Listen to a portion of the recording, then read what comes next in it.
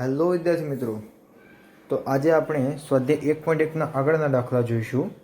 તો ચાલો વિડીયો શરૂ કરીએ. હા તો બાળકો, હવે આપણે સ્વાધ્યાય 1.1નો દાખલા નંબર 2 જોઈએ.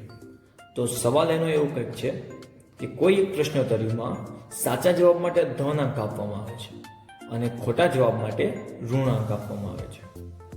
જો 5 ક્રમિક રાઉન્ડમાં જે કે પ્રાપ્ત કરેલા અંકો 25, -5, -10, 15 અને 10 છે, તો અંતમાં તેના કુલ ગુણ કેટલા હશે?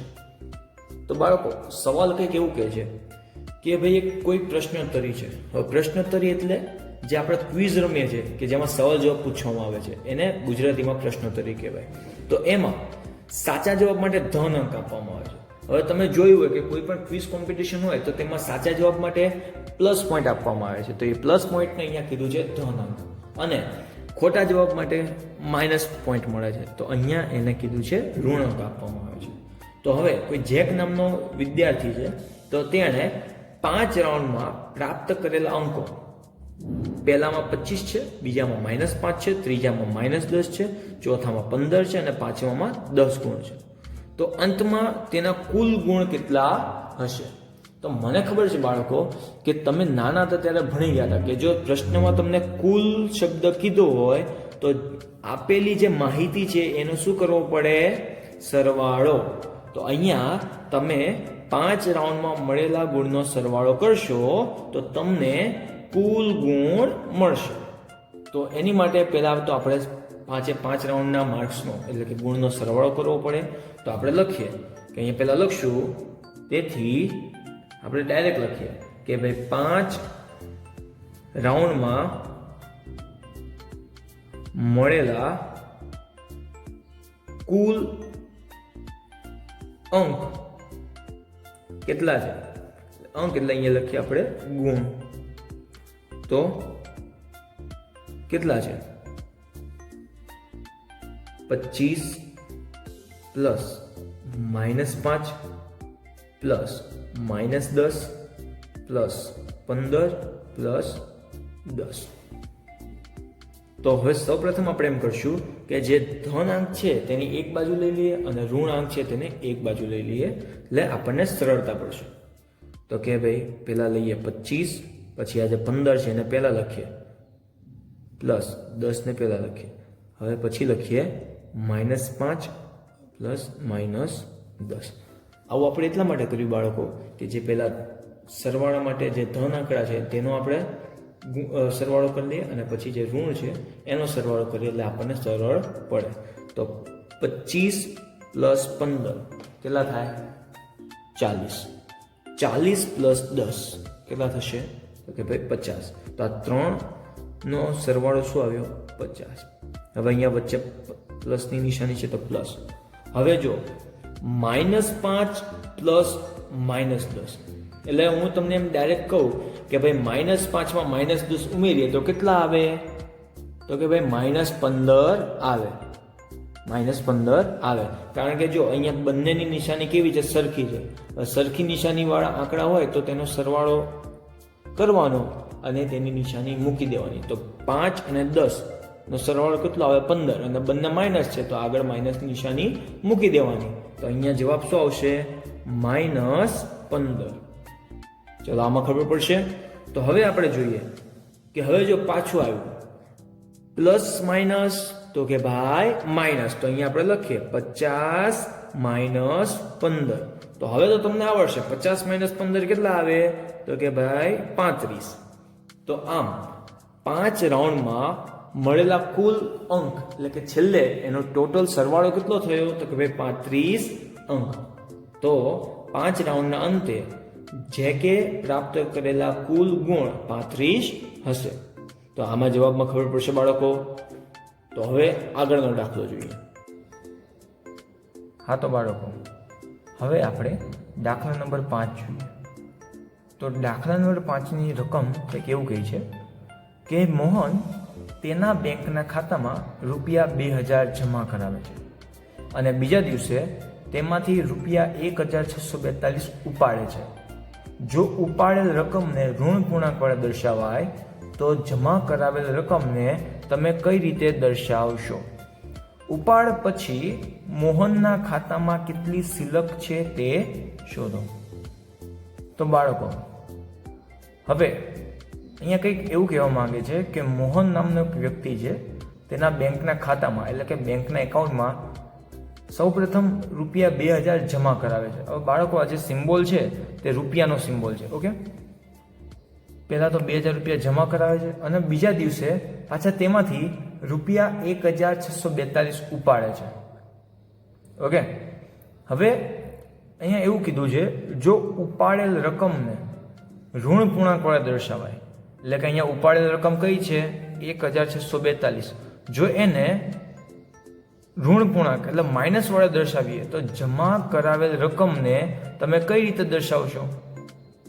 તો જો હવે આને આપણે માઇનસ કહીએ, પૈસા ઉપાડવા, જો એને આપણે માઇનસ કહીએ તો પૈસા જમા કરાવવા એને આપણે કેવા કહેવા પડે? પ્લસ કહેવા પડે.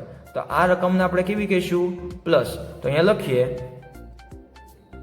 આપણે અહીંયા જો કીધું ને કે ઉપાડેલ રકમને ઋણ પૂર્ણાંક વડે દર્શાવે, તો આપણે લખીએ, તેથી ઉપાડેલ રકમ કેટલી છે? ₹1642, પણ એને કેવી લેવાની? આપણે ઋણ પૂર્ણાંક એટલે માઇનસ લેવાની. તો જમા કરાવેલ રકમ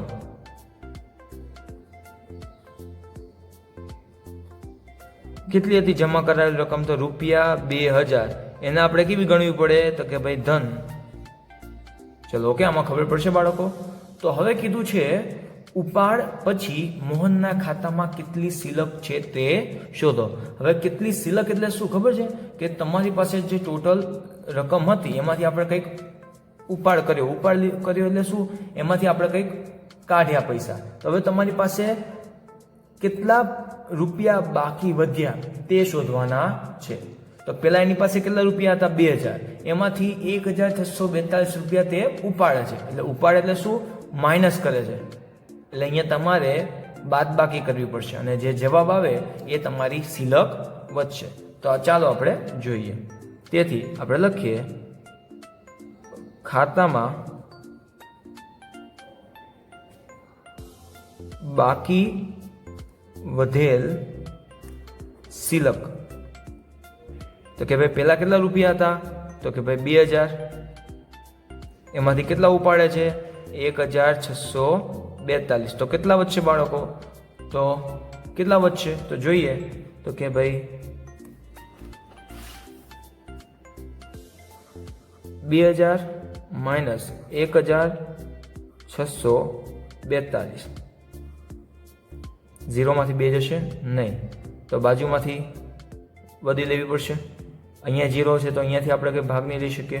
અહીંયા પણ 0 છે તો અહીંયા પણ 0 છે, તો અહીંયાથી આપણે ભાગ દઈએ તો અહીંયા કેટલા વધશે? 1.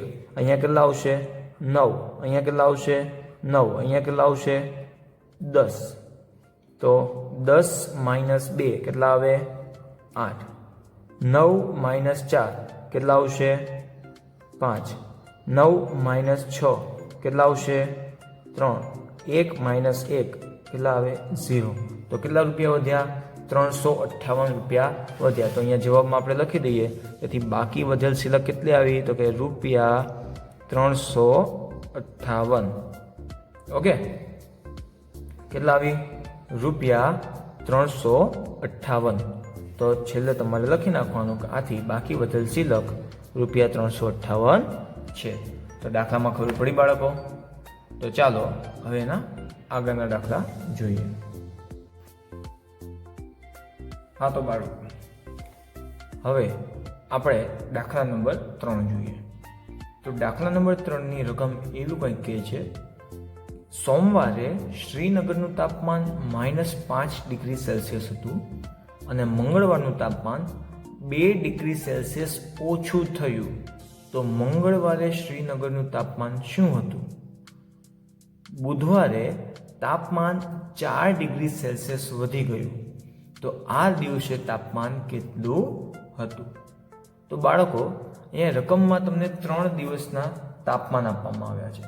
કે ભાઈ શ્રીનગરનું સોમવારનું તાપમાન -5 ડિગ્રી સેલ્સિયસ હતું અને મંગળવારે તાપમાનમાં 2 ડિગ્રી સેલ્સિયસનો ઘટાડો થાય છે. ઓકે, તો ઘટાડો થાય તો તમારે શું કરવું પડે? બાદબાકી. એટલે તમને મંગળવારનું તાપમાન મળશે. તો ચાલો પહેલા આપણે મંગળવારનું તાપમાન ગોતીએ. તો એની પહેલા આપણે લખીએ કે સોમવારનું શ્રીનગરનું તાપમાન કેટલું હતું. તો લખીએ સોમવારે શ્રીનગરનું તાપમાન બરાબર -5 ડિગ્રી સેલ્સિયસ. હવે શું થાય છે તો કે ભાઈ જો તાપમાનમાં 2 ડિગ્રી સેલ્સિયસનો ઘટાડો થાય છે, એટલે કે જે લખ્યું છે મંગળવારનું તાપમાન 2 ડિગ્રી સેલ્સિયસ ઓછું થયું એટલે શું કરવાનું? જે સોમવારનું તાપમાન હતું એમાંથી 2 ડિગ્રી સેલ્સિયસનો ઘટાડો કરવાનો, એટલે કે બાદબાકી કરવાની, એટલે તમને મંગળવારનું તાપમાન મળશે. તો આપણે લખીએ તેથી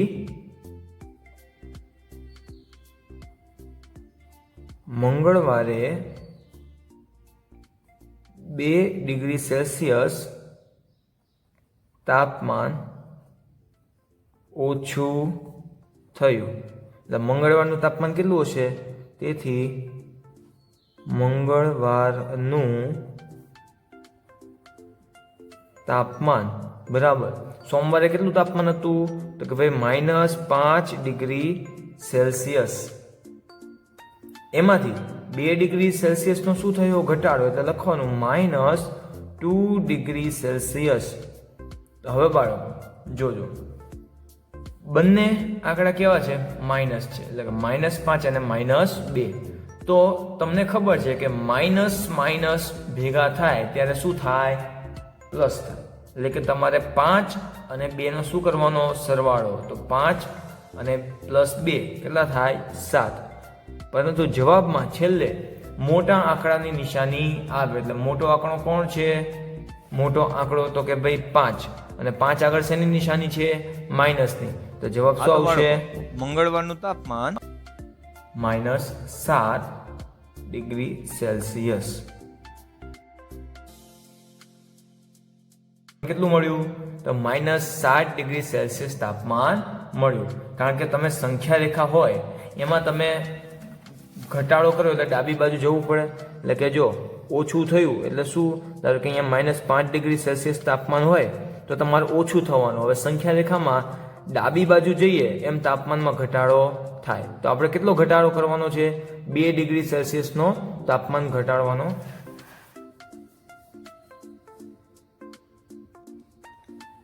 તો બાળકો આપણે સંખ્યા રેખા ઉપર જોઈએ કે ઘટાડો કઈ રીતે દર્શાવી શકાય. તો કે તમને ખબર છે સંખ્યા રેખામાં ડાબી બાજુ જાઓ તો સંખ્યામાં ઘટાડો થાય. તો ધારો કે આપણું -5 ડિગ્રી સેલ્સિયસ તાપમાન હતું અહીંયા. હવે આપણે ઘટાડો કરવાનો જો સંખ્યા રેખામાં ડાબી બાજુ જવું પડે કે જમણી બાજુ? તો કે ભાઈ ડાબી બાજુ. તો -5 છે તો એની ડાબી બાજુ કયો આંકડો આવે? તો કે ભાઈ -6. પછી એની આગળ કોણ આવે? તો કે ભાઈ -7. તો જો તમારે -5માં કેટલો ઘટાડો કરવાનો છે? 2 ડિગ્રી સેલ્સિયસનો. તો 1 અને 2. તો તમે ક્યાં આવશો? -7 ઉપર. તો આપણો અહીંયા જવાબ જો -7 ડિગ્રી સેલ્સિયસ આવી ગયો. તો આમાં ખબર પડશે બાળકો. તો હવે આપણે એમાં આગળ વધીએ. હવે આગળ એવું કીધું છે કે બુધવારે તાપમાન 4 ડિગ્રી સેલ્સિયસ વધી ગયું. તો આ દિવસે તાપમાન કેટલું હતું? તો હવે બાળકો તમારે અહીંયા શું કરવું પડશે? તો કે જે ભાઈ મંગળવારનું તાપમાન હતું એમાં 4 ડિગ્રી સેલ્સિયસનો વધારો કરવો પડે. વધારો કરવો પડે એટલે કે તમારે સરવાળો કરવો પડશે, એટલે તમને બુધવારનું તાપમાન મળે. તો ચાલો બુધવારનું તાપમાન શોધીએ.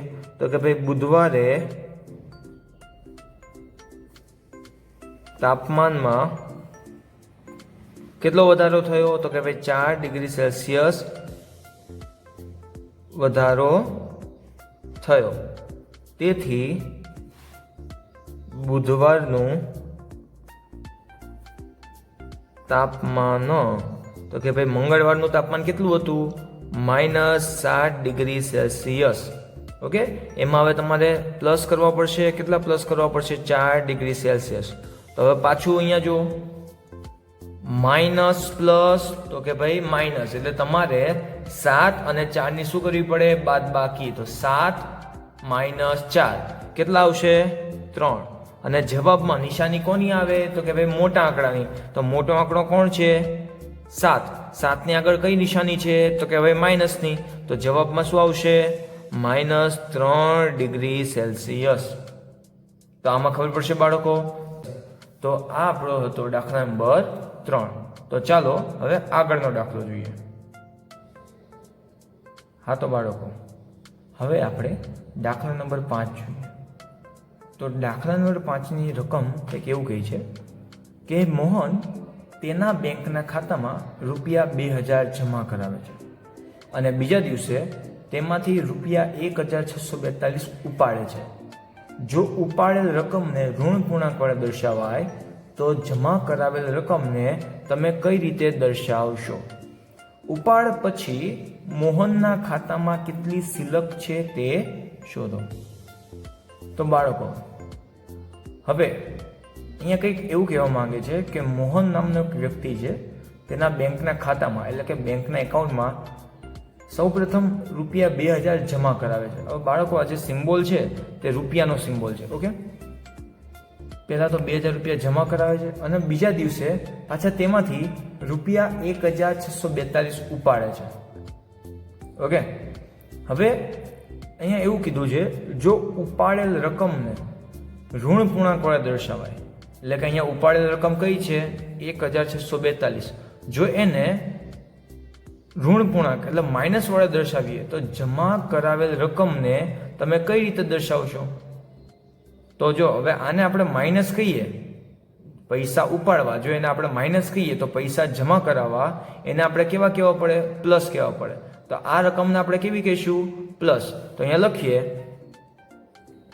આપણે અહીંયા જો કીધું ને કે ઉપાડેલ રકમને ઋણ પૂર્ણાંક વડે દર્શાવે તો આપણે લખીએ તેથી ઉપાડેલ રકમ કેટલી છે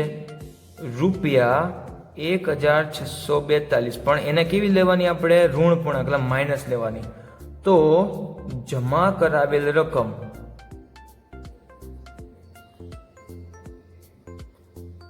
કેટલી હતી જમા કરાવેલ રકમ તો ₹2000 એને આપણે કેવી ગણવી પડે તો કે ભાઈ ધન ચલો ઓકે આમાં ખબર પડશે બાળકો તો હવે કીધું છે ઉપાડ પછી મોહનના ખાતામાં કેટલી સિલક છે તે શોધો હવે કેટલી સિલક એટલે શું ખબર છે કે તમારી પાસે જે ટોટલ રકમ હતી એમાંથી આપણે કંઈક ઉપાડ કર્યો એટલે શું એમાંથી આપણે કંઈક કાઢ્યા પૈસા તો હવે તમારી પાસે કેટલા રૂપિયા બાકી વધ્યા તે શોધવાના છે તો પેલા એની પાસે કેટલા રૂપિયા હતા 2000 એમાંથી 1642 રૂપિયા તે ઉપાડે છે એટલે ઉપાડે એટલે શું માઇનસ કરે છે એટલે અહીંયા તમારે બાદબાકી કરવી પડશે અને જે જવાબ આવે એ તમારી સિલક વધશે તો ચાલો આપણે જોઈએ તેથી આપણે લખીએ ખાતામાં